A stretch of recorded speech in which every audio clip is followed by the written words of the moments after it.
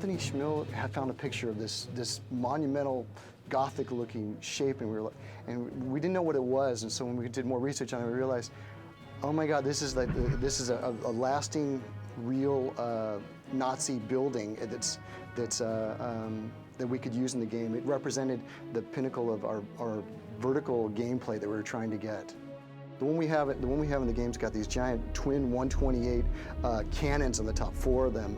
It's got a crane on the top to move the barrels and change the barrels out. And underneath that, there's this whole ring, another defensive layer of these flak guns. This was an amazingly, you wanted to avoid this if you're flying over the top of this because it would wipe you out. One of the key things on this building, you'll see on the inside, is this thing was really like this giant auto cannon where it's got these giant conveyors that move these bullets, these huge bullets, up and towards the top and to refeed these guns that are automatically firing.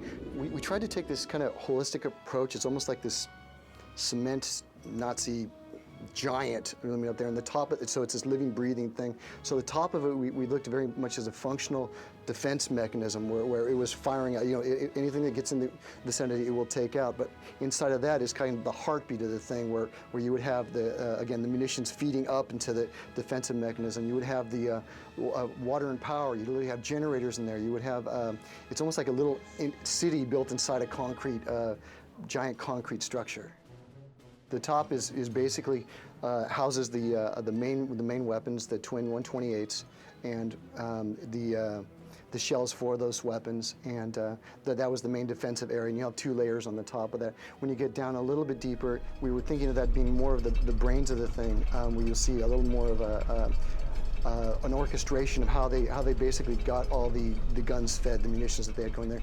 When you go down a little deeper, you'll find that there's this giant conveyor going on, the central core of that, this wonderful hub that you see of motion, that the thing's all designed around supporting, making sure that that gun doesn't jam. And that's what a lot of the central area, this large multi-tiered section is about, is making sure that gets there. The bottom, or the lower area near the ground floor, is more about bringing in munitions that they're going to move up to the top and storing them.